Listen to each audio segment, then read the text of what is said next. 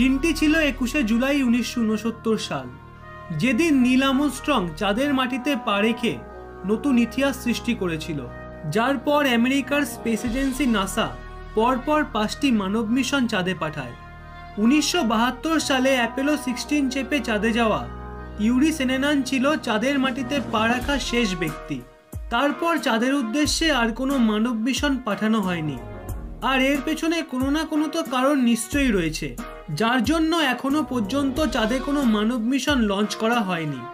1969 থেকে 1972 সালের মধ্যে নাসা পরপর 5টি মানব মিশন চাঁদের উদ্দেশ্যে পাঠালেও তারপর থেকে আজ পর্যন্ত এই দীর্ঘ সময়ে আর কোনো মানব মিশন পাঠানোর আগ্রহ দেখায়নি নাসা।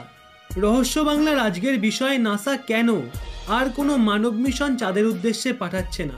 ভিডিওটি এগিয়ে নিয়ে যাওয়ার আগে যারা আমাদের চ্যানেলে নতুন তারা অবশ্যই চ্যানেলটি সাবস্ক্রাইব করে পাশের বেল আইকনটি অল করে দেবেন।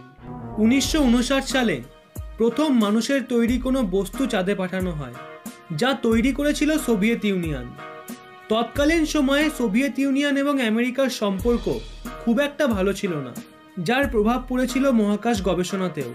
সেই সময় থেকেই সোভিয়েত ইউনিয়ন এবং আমেরিকার মধ্যে মহাকাশ গবেষণা নিয়েও প্রতিদ্বন্দ্বিতা শুরু হয়ে যায়, যার মূল লক্ষ্য ছিল মহাকাশে প্রথম কারা প্রভাব বিস্তার করবে। 20শে জুলাই 1969 সালে নাসা প্রথম চাঁদের উদ্দেশ্যে মানুষ পাঠায়।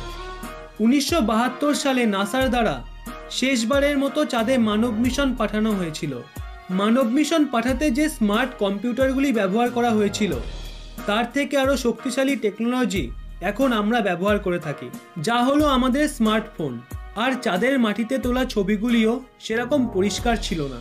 কিন্তু কেন এরপর থেকে নাসা আর কোনো মানব মিশন চাঁদের উদ্দেশ্যে পাঠায়নি, এই নিয়ে রয়েছে বহু বিতর্ক।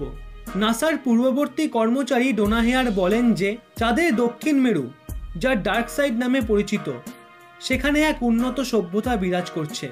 নাসার সাথে এই উন্নত সভ্যতার যোগাযোগ রয়েছে বলে মনে করা হচ্ছে।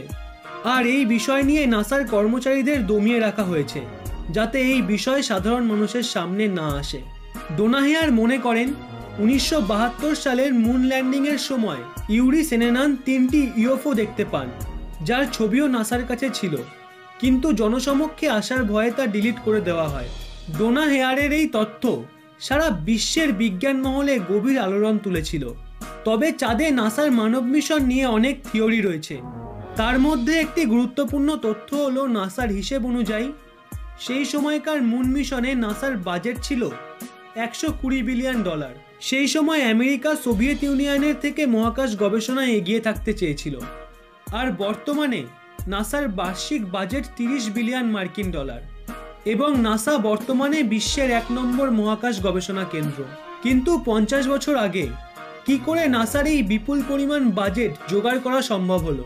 নাসার মুন মিশন নিয়ে তৃতীয় থিওরি হলো ইউএফও সাইটিং। বিশেষজ্ঞ স্টিমান্স মনে করেন যে চাঁদের বুকে রয়েছে এলিয়ান সভ্যতার বাস, যারা ওখান থেকে পৃথিবীর ওপর নজর রাখছে।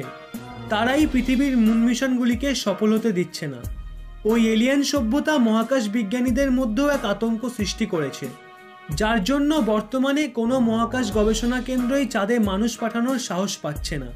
আর বর্তমানে মানুষের পরিবর্তে এক অত্যাধুনিক রোবট পাঠাতে চলেছে ভারতীয় মহাকাশ গবেষণা কেন্দ্র ইসরো।